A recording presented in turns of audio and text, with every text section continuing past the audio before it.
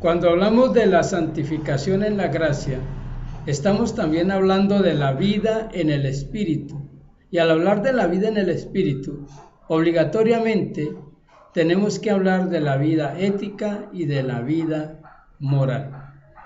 En la palabra de Dios se nos presentan los diferentes tipos de vida ética y moral que pueden asumir los seres humanos o que han asumido los seres humanos a lo largo de la vida.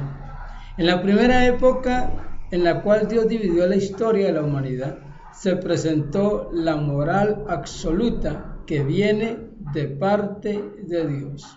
La moral absoluta es la guía de Dios para todas sus criaturas en el universo a través de su ley y sus mandamientos eternos que nunca cambiarán, pues como lo dijo Jesús, no pasará cielo y tierra, pero ni una jota ni una tilde de la ley dejará de cumplirse. Eternos son los mandamientos de Dios. Y los mandamientos de Dios son el canon y la regla que va a permitir a los seres humanos poder evaluar si los otros tipos de moral se ajustan o no a los criterios de Dios. Cuando el ser humano Dios lo coloca en el jardín, lo coloca bajo la obligación de vivir bajo su ley moral absoluta, es decir, Dios le da un mandamiento y ese mandamiento es absoluto para el ser humano. El ser humano lo único que tiene que hacer es confiar totalmente en la bondad de ese mandamiento, pero cuando el ser humano desconfía de la bondad del mandamiento de Dios y cae y se le abren los ojos, pasa de la moral absoluta y queda bajo la ley moral de su propia conciencia.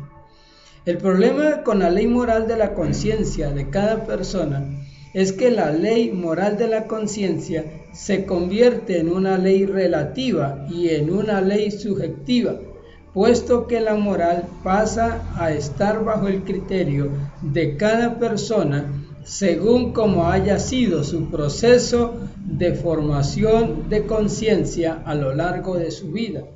Porque para poder que su conciencia se acomode a la ley moral absoluta de Dios, tendría que haber sido bien formado con una recta conciencia. Pero sabemos que no todos los padres y no todas las sociedades cuentan con una ley moral lo suficientemente acorde a la ley moral absoluta de Dios como para hacer una buena formación de conciencia en los nuevos ciudadanos que les permita vivir de acuerdo a la voluntad de Dios y de acuerdo a lo que es útil para sí mismo y para la sociedad. Por eso es que en la época de la conciencia, cuando los seres humanos tenían que vencer el mal, como dice San Juan, amado, vence con el bien el mal, ellos en lugar de vencer el mal con el bien, fueron vencidos por el mal y les sobrevino un juicio que deja por un lado la ley de la conciencia y establece la nueva ley moral de Dios para la humanidad, la ley que podemos llamar ley autoritaria por cuanto depende de la autoridad que gobierne tanto en la casa como en la sociedad a la cual se pertenece. El problema con la ley autoritaria es que los que tienen el mando sobre los demás y tienen que ejercer el control moral y ético para que las sociedades y los individuos permanezcan no solamente fieles a Dios, sino en un estilo de vida que sea beneficioso y que sea útil para todos, que esté de acuerdo al pacto social, que garantice la convivencia, la seguridad, la vida, la prosperidad y el bienestar. El problema es que las autoridades o no tienen la sabiduría necesaria, o no tienen la disposición, o no tienen la voluntad, o no tienen la diligencia, o no tienen la voluntad para aplicar esa ley. Lo que es peor, no tienen un corazón dispuesto, sino que aprovechan ese cargo de autoridad moral y en lugar de poner orden lo utilizan para su propio provecho. Es lo que ocurre en el juicio que viene sobre la humanidad cuando Dios confunde el idioma de todas las personas que participaban en la construcción de la Torre de Babel y los dispersa para que constituyan nuevas naciones. Pero al acabarse la ley autoritaria, empieza entonces la ley moral de las leyes. Es otro tipo de moral, la que proviene de las constituciones que se establecen a cada nación. Pues la ley del monte Sinaí era una constitución nacional para el pueblo de Israel. Una ley que a la verdad era buena en cuanto trataba todos los asuntos de esa sociedad, tanto los civiles, morales, económicos, sociales y se puede decir que políticos y ecológicos. Era una ley de 613 mandamientos, decretos y estatutos muy completa y muy semejante a otras constituciones o leyes de la época, como por ejemplo la ley de Hammurabi o otros códigos legales que gobernaron a las sociedades antiguas. Entonces, este tipo de moral legal tiene también un defecto, y es que no están los jueces lo suficientemente preparados, predispuestos y diligentes para atender de manera oportuna la aplicación de justicia.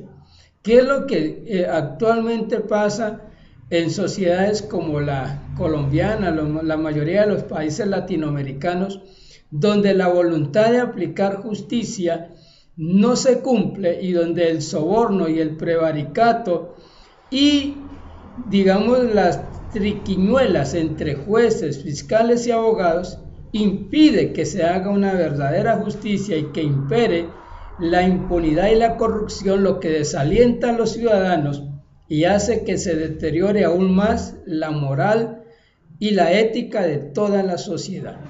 Fallada entonces o hallado el defecto de la ley moral legal, es necesario entonces quitar esta ley y establecer una nueva ley mucho más perfecta, que es la ley de la gracia, que podemos llamar también la ley moral del Espíritu. Por eso es que en las Escrituras dice que debemos de perseverar en la auténtica, en la ley real, la ley de la libertad, la ley del Espíritu. ¿Qué es la ley moral del Espíritu? Es la ley que establece el Señor Jesucristo, que está basada en varios principios que ya hemos explicado en este curso de formación teológica. Hemos explicado que la ley moral se basa en principios tales como el principio del amor, el principio de la justicia, el principio de la reciprocidad, el principio de la justa retribución. En otras palabras, en la ley moral del Espíritu, cada uno decide las bendiciones que va a alcanzar delante de Dios. ¿Cómo así? Porque las bendiciones que vienen de parte de Dios dependen de las decisiones autónomas que cada uno tome frente a los demás. Por eso, si uno es misericordioso, recibe misericordia. Si uno juzga, condena, maltrata, ofende, daña, perjudica, roba, extorsiona, asimismo le vienen las dificultades en la vida. Porque dentro de la ley espiritual moral, todo lo que el ser humano siembra, eso también cosecha. Si lo lleváramos a una comparación con otros códigos religiosos, podríamos compararlo con el budismo en la ley del karma. Todo lo que uno hace, lo cosecha. Entonces, ahorita estamos viviendo bajo la ley moral del Espíritu.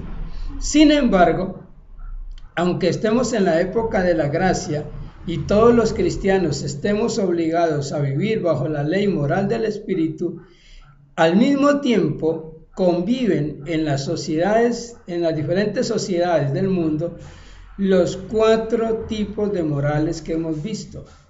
Persiste la moral absoluta de Dios, porque es la que al final de la historia va a decir si realmente quiénes vivieron perfectamente bajo la ley de su conciencia, o quienes supieron vivir bajo la ley moral de la autoridad, o quienes acomodaron sus estilos de leyes y sus constituciones y jurisprudencias de acuerdo al patrón de Dios, que es la ley eterna del absoluto, o quienes vivieron en el Espíritu conforme a esa ley espiritual eterna de Dios.